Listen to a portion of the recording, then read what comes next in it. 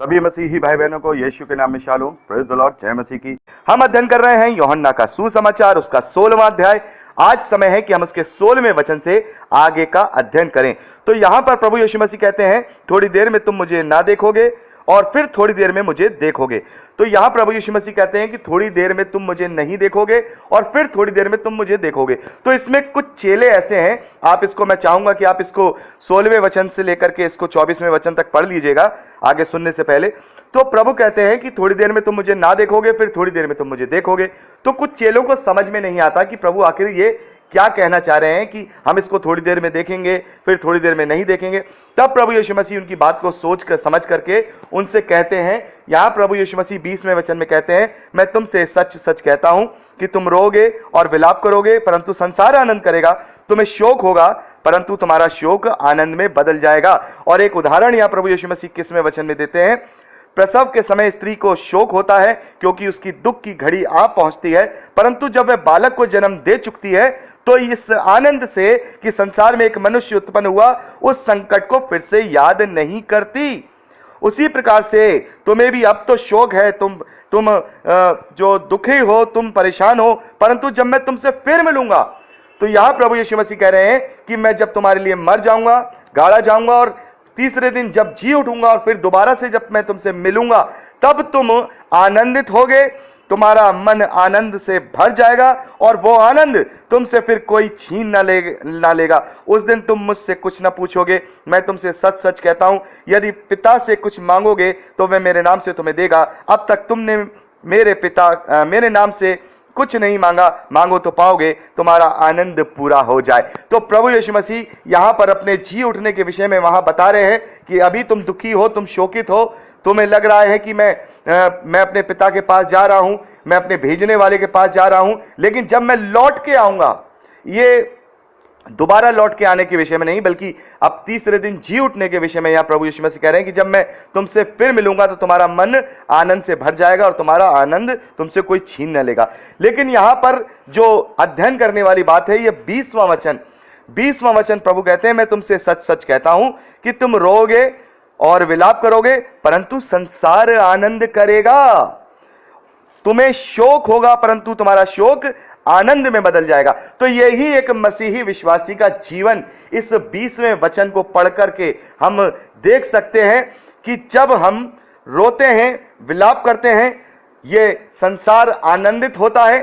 ये संसार हमें प्रताड़ित करता है, ये संसार हमें दोष लगाता है, ये संसार प्रभु के नाम से हमें परेशान करता है, हम क्लेश में पड़ते हैं। तो इस संसार बड़ा खुश होता है, लेकिन संसार के क्लेश को जो मसीही विश्वासी हैं वो विश्वास के साथ धीरजवंत होकर के सहते हैं, उस विश्वास के साथ कि हमारा शोक आनंद में बदल जाएगा। क्योंकि जब प्रभु यीशु मसीह बादलों में सवार होकर के आएंगे, वहां पर जो चेले हैं वो प्रभु यीशु मसीह के जी उठने वाली बात को देखते हैं।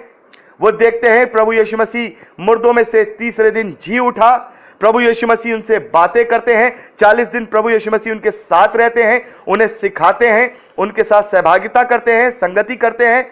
और वो उनका जो शोक था जब प्रभु यीशु मसीह क्रूसीफाई हो रहे हैं या क्रूसीफाई हो गए हैं, उनका जो शोक था, उनका जो दुख था, उनकी जो तकलीफ थी, जब प्रभु को उन्होंने दोबारा से अपने सामने देखा, वो शोक आनंद में बदल गया और वो आनंदित हो गए और वो सब जो दुखी थे वो खुश हो गए। और यही मेरे और आपके लिए ये वचन कहता है कि यदि आज हम दुखी हैं, आज हम तकलीफ में हैं, आज हम क्लेश में हैं, लोग प्रभु के नाम से हमें झूठी झूठी गवाहियों दे करके हमें फंसा रहे हैं, तो ये आनंद जो वो कर रहे हैं, हमें फंसा कर, हमें परेशान करके, हमें क्लेश में डाल के, तो हम जानते हैं कि जब हम प्रभु यीशु मसीह को बादलों में सवार होता हुआ देखेंगे, तब हमारा ये सारा शोक,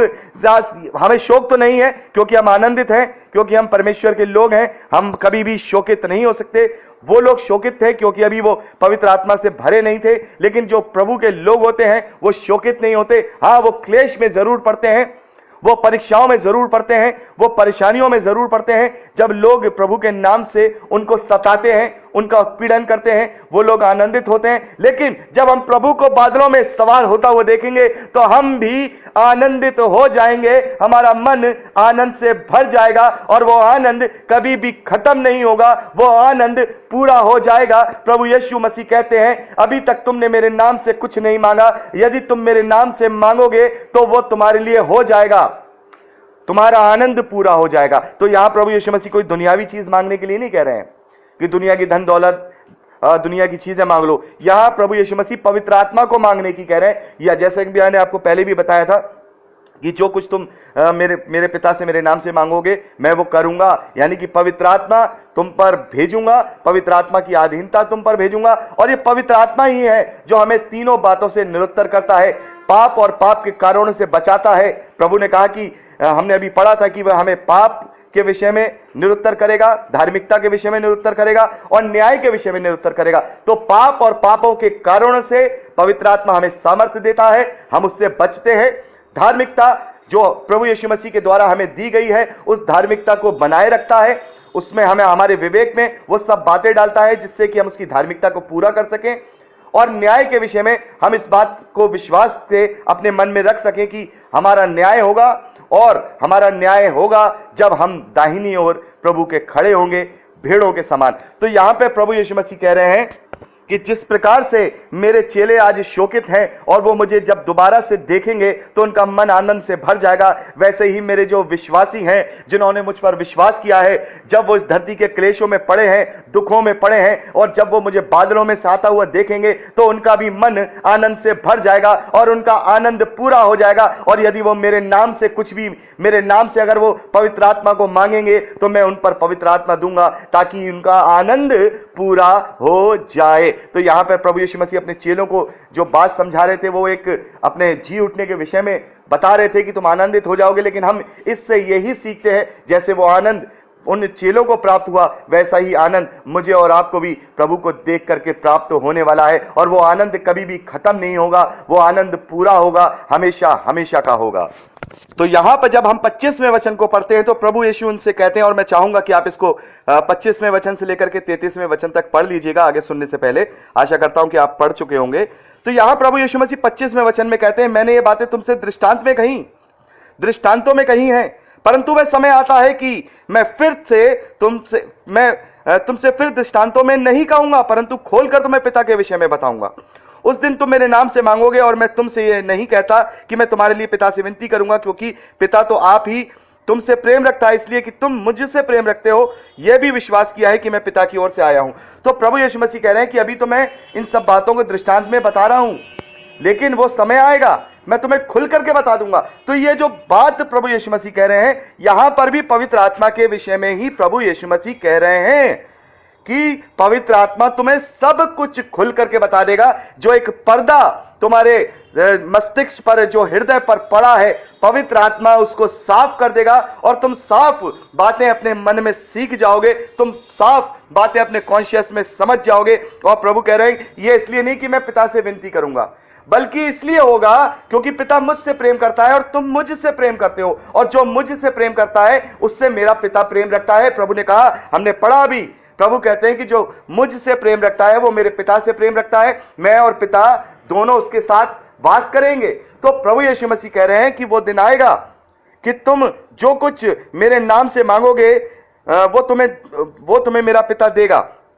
क्योंकि तुम मुझसे प्रेम रखते हो और इस बात का भी विश्वास रखते हो कि मैं पिता का इकलौता पुत्र हूं। मैं पिता की ओर से जगत में आया हूं और फिर जगत छोड़कर पिता के पास जाता हूं। इस पर उसके चेलों ने कहा, देख अब तू खोल कर कहता है, कोई दृष्टांत नहीं कहता। हम जान गए हैं कि तू सब जानता है और इसकी आवश्यकता नहीं कि तुझसे हम कुछ पूछें। हम विश्वास करते हैं कि तू परमेश्वर की ओर से आया है। यह सुनकर यीशु ने उनसे कहा, क्या तुम अब विश्वास करते हो? देखो वह घड़ी आती है, वरना ना पहुंची है, तुम सब तितर-बितर होकर अपना अपना मार्ग ले लोगे, मुझे अकेला छोड़ दोगे, तो भी मैं अकेला नहीं, क्योंकि मेरा पिता यहां मेरे साथ है। तो प्रभु यीशु मसीह कह रहा है, नहीं, अभी तुम्हें ऐसा लग रहा है कि मैं तुमसे दृष्टांत में बात नहीं कर रहा हूं, अभी भी तुम्हारी बुद्धि खुली नहीं है, अभी भी तुम्हें लग रहा है कि तुम विश्वास करते हो, लेकिन अभी तुम पवित्र आत्मा की अधीनता में नहीं हो। क्योंकि जब अगर तुम पवित्र आत्मा के अधीन होते तो तुम मुझे तितर बितर करके नहीं छोड़ते। तो यहां प्रभु यीशु मसीह कह रहे हैं अभी नहीं, जब पवित्र आत्मा आएगा, जब तुम सारी बातें सीखोगे, जब पवित्र आत्मा तुम पर उतरेगा, जब पवित्र आत्मा के द्वारा तुम आग से बपतिस्मा पाओगे, तब तुम ये सारी बातें जान पाओगे, तब तुम निडर हो जाओगे, तब तुम साहसी हो जाओगे, तब तुम बुद्धिमान हो जाओगे, तब तुम वो बातें जान जाओगे, वो सारे दृष्टांतों का अर्थ समझ जाओगे, वो सारी शिक्षाओं का अर्थ समझ जाओगे जो मैंने तुम्हारे साथ रह करके तुम्हें बताई हैं। तो प्रभु यीशु मसीह कहते हैं, या क्वेश्चन मार्क अपनी अपनी बाइबल में आप देख सकते हैं 31वें वचन में यहां लिखा है, ये सुनकर प्रभु यीशु मसीह ने कहा, क्या तुम विश्वास करते हो? आगे क्वेश्चन मार्क है। प्रभु यीशु मसीह कह रहे हैं, अभी तुम विश्वास नहीं करते हो, अभी केवल तुम सुन रहे हो, क्योंकि विपत्ति आते ही तुम सब अकेले छोड़ के मुझे चले जाओगे, तितर बितर हो जाओगे। और पतरस के विषय में तो प्रभु ने कहा ही कि मुर्गे के बांध देने से पहले तू 3 बार मेरा इनकार कर चुका होगा। तो वो पतरस जो रोता है, जो पतरस परेशान है, प्रभु से कहता है कि मैं तुमसे बहुत प्रेम करता हूं, सब छोड़ दे लेकिन मैं तुझे नहीं छोड़ूंगा। वही पतरस प्रभु यीशु मसीह का 3 बार इनकार कर देता है कि मैं इस मनुष्य को नहीं जानता। तो यह विश्वास, बिना पवित्र आत्मा का जो विश्वास होता है वो ऐसा ही डावाडोल होता है। अगर हम प्रभु यीशु मसीह पर विश्वास करते हैं और हम पवित्र आत्मा के अधीन नहीं है, तो हमारा विश्वास अभी इन चेलों जैसा है कि विश्वास तो करते हैं लेकिन यहां क्वेश्चन मार्क है। प्रभु यीशु मसीह प्रश्नात्मक रूप से कह रहे हैं, क्या तुम मुझ पर विश्वास करते हो? देखो वह घड़ी आती है वरना पहुंची है, तुम सब तितर बितर होकर अपना अपना मार्ग ले लोगे, मुझे अकेला छोड़ दोगे, तुम सब मुझे अकेला छोड़ दोगे, क्योंकि अभी तुम मुझ पर पूर्ण रूप से विश्वास नहीं करते हो, मन से अंगीकार करते हो, तुम मुझे जानते हो, लेकिन अभी पवित्र आत्मा का कॉन्शियस तुम्हारे अंदर नहीं आया है, पवित्र आत्मा ने तुम्हारे अंदर वास नहीं किया है, पवित्र आत्मा के द्वारा तुमने आग से बपतिस्मा नहीं लिया है, तो अभी तक तुम्हारा विश्वास पक्का नहीं होगा। तो प्रत्येक मसीही विश्वासी का विश्वास तभी पक्का होता है जब पवित्र आत्मा की अधीनता मेरे और आपके अंदर पाई जाती है, और जब पवित्र आत्मा की अधीनता मेरे और आपके अंदर पाई जाती है तो तब वो जो शक्ति, वो सामर्थ्य, वो कॉन्शियस, वो बुद्धि, वो निडरता, वो साहस हमें पवित्र आत्मा की ओर से मिलता है, तब हम सच्चे विश्वास पे बनते हैं। तो चेले विश्वास कर रहे हैं, वैसे ही हम मसीही भाई बहन भी विश्वास करते हैं, लेकिन पवित्र आत्मा में नहीं है तो इसका मतलब हमारा पक्का विश्वास नहीं है। प्रभु यीशु मसीह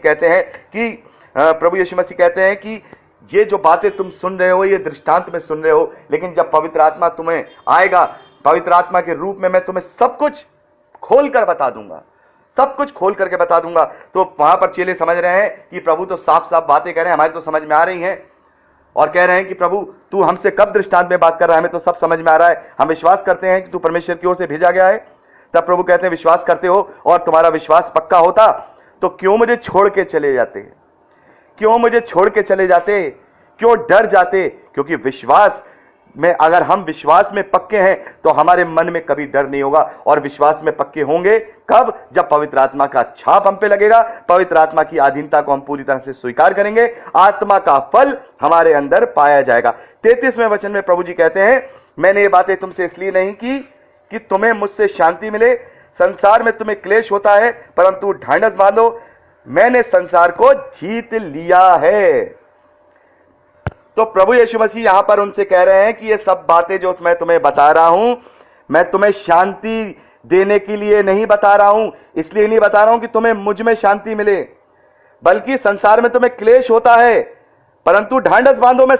मैंने संसार को जीत लिया है। हालेलुया। यहां प्रभु यीशु मसीह ने साफ तौर पर एक मसीही विश्वासी के जीवन को पूरी तरह से डिस्क्राइब कर दिया कि यहां पे तुम्हें मैं आराम, धन दौलत, यहां का प्रॉस्पेरिटीज, यहां की चीजें देने नहीं आया हूं, यहां की शांति तुम्हें देने नहीं आया हूं। यहां के क्लेश में ढांढस बांधो, यहां के दुखों में ढांढस बांधो, यहां की परेशानियों में धीरजवंत हो जाओ, और इस बात पर विश्वास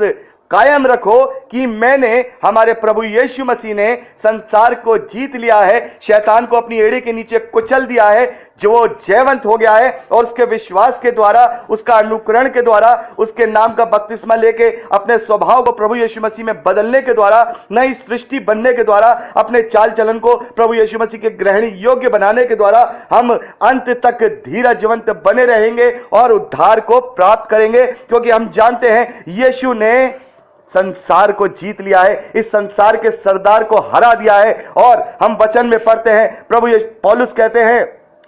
पौलुस कहते हैं प्रभु यीशु मसीह ने शैतान का क्रूस पर खुल्लम खुल्ला तमाशा बना दिया। और इस बात को मैं आपको बता चुका हूं, कैसे शैतान का खुल्लम खुल्ला तमाशा हमारे प्रभु ने बना दिया, क्योंकि उसने संसार को जीत लिया है। और प्रभु कहते हैं कि इसलिए नहीं बता रहा हूं कि तुम खुश हो जाओ, आनंदित रहो, शांति मिले, लेकिन उस बड़े क्लेश के लिए तैयार रहो, क्योंकि उस क्लेश में होकर के वो महिमा तुम्हें मिलने वाली है जिसे देने में तुम्हें आया हूं। इस संसार से घबराना नहीं, इस संसार से परेशान मत होना, इस संसार की चीजों में अपने आप को विचलित मत करना, बल्कि एक दूसरे को ढांढस देना, एक दूसरे को धीरजवंत बनाना, एक दूसरे को पकड़ लेना, एक दूसरे को थाम लेना, अपने विश्वास को बढ़ाना, एक दूसरे के विश्वास की कमी का कारण नहीं बनना, बल्कि एक दूसरे के विश्वास में बढ़ोतरी का कारण बनना, एक दूसरे को गवाहियां देना, एक दूसरे को वो उम्मीद बताना, एक दूसरे का विश्वास बढ़ाना, ताकि वो जो महिमा प्रभु यीशु मसीह के रूप में मुझे और आपको मिलने वाली है उसे हम प्राप्त कर सकें। एक बार फिर से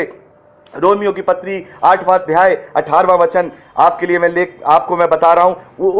उस वचन को अपने जीवन में उतार लीजिए। यहां पौलुस ने कहा है, क्योंकि मैं समझता हूं कि संसार के दुख और क्लेश उस महिमा के सामने जो हम पर प्रकट होने वाली है कुछ भी नहीं है। ये मूल सार मैं और आप अपने जीवन का अगर बना लेंगे तो दुख भी हमें आनंद लगेगा, हमें परेशानियां भी शांति लगेंगी, क्योंकि हम जानते हैं, हम अपना नियति जानते हैं, हम अपना उद्देश्य जानते हैं, हम अपना जो अनंत जीवन हमें मिलने वाला है वो हमारा गोल, वो हमारा एम जानते हैं, क्योंकि पवित्र आत्मा ने हमें निरुत्तर किया है, उस न्याय के विषय में निरुत्तर किया है, क्योंकि संसार के सरदार का न्याय किया जाएगा। हम जानते हैं ये संसार का सरदार जो आज यहां पर चकाचौंध बनाकर घूम रहा है, अपनी फौज बनाकर घूम रहा है, इसका न्याय किया जाएगा। इस न्याय के प्रति पवित्र आत्मा ने मुझे निरुत्तर किया है, मुझे धार्मिकता के विषय में निरुत्तर किया है, उसने मुझे पाप के और पापों के कारणों से बचे रहने के लिए निरुत्तर किया है। ये 3 प्रमुख कार्य पवित्र आत्मा के हैं जो हमें तैयार करते हैं कि हम परमेश्वर की इच्छा को, जो कि यह है कि हम अनंत जीवन को पाएं, हमेशा हमेशा की जिंदगी को पाएं, उसको प्राप्त कर सकें। और परमेश्वर की इच्छा पवित्र आत्मा की अधीनता में रह करके ही हम पूरी कर सकते हैं। तो हम कोशिश करें कि सच्चा अंगीकार हम अपने जीवन से करें, सच्चा विश्वास हम अपने जीवन से करें, और अपने आप को जो हमारे ऊपर जो इस सांसारिक चीजें हावी हो चुकी हैं उन सब को कोशिश करें नित्य करके। परमेश्वर हमारे द्वार पे खड़ा है, प्रभु यीशु मसीह हमारे द्वार पे खड़ा है, खटखटा रहा है, वो हमें छोड़ता नहीं है, वो हमारी सहायता करता है, पवित्र आत्मा हमारी सहायता करता है। हम जब प्रार्थना करते हो हमें सामर्थ मिलती है कि हम अपने आप को नित्य करके इस संसारिक अभिलाषाओं से दूर रखें और अपना जीवन एक कर्तव्य, एक गोल, एक एम के अनुसार जिए कि हमें पहले उसके धर्म की और राज्य की खोज करनी है। बाकी सारी चीजें मिलती रहेंगी, नहीं भी मिलेंगी तो भी कोई बात नहीं, मिल जाएंगी तो भी कोई बात नहीं, लेकिन जो मैं जानता हूं कि जो मुझे मिल चुका है, जो उद्धार मिल चुका है, मुझे वो महिमा जो मिलने वाली है उसका मुझे विश्वास है कि वो मुझे मिलेगी, उसको सोच करके अपने मन में आनंदित रहिए, खुश रहिए। इस बात के लिए हमारा मन आनंद से भरा रहे कि हम उस महिमा को देखने वाले हैं। तो ये पवित्र आत्मा के विषय में जो प्रभु यीशु मसीह ने सारी बातें हमें बताई हैं, उसके कार्यों के विषय में बताया, और सारी बातें उन्होंने चेलों के ऊपर एक दृष्टांत के रूप में रख करके भी बताई। प्रभु ने अभी यहाँ पर हमने पढ़ा, प्रभु ने कहा कि क्या तुम विश्वास करते हो? वहां प्रभु को कहने का मतलब यह है कि नहीं, क्योंकि थोड़ी देर में तुम सब मुझे अकेला छोड़ के चले जाओगे, तितर बितर हो जाओगे, अपना अपना मार्ग ले लोगे। और यही बात प्रभु यीशु मसीह ने पतरस से भी कही कि तू मुर्गे के बांग देने से पहले 3 बार मेरा इनकार कर चुका होगा।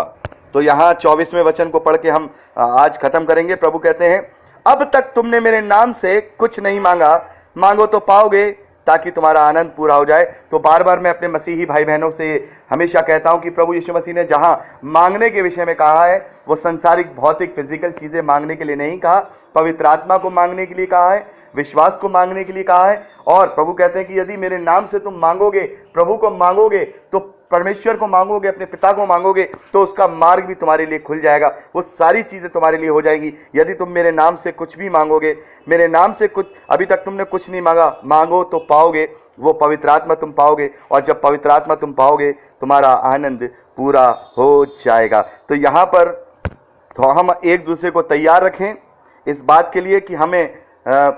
जो हमें आज क्लेश हैं, जो तकलीफ हैं, हम उसके लिए एक दूसरे को ढांढस दें और प्रभु के नाम से पवित्र आत्मा को मांगें, उसकी अगुवाई को मांगें, उसकी अधीनता को मांगें। क्योंकि अगर पवित्र आत्मा हमारे अंदर वास करेगा तो फिर हमारा जीवन सचमुच में एक सामर्थी जीवन हो जाएगा। हम हर एक चीज के ऊपर विजय प्राप्त करने वाले हो जाएंगे, क्योंकि हमारे प्रभु ने भी संसार को जीत लिया है। तो यहाँ 16वां अध्याय हमने कंप्लीट कर लिया।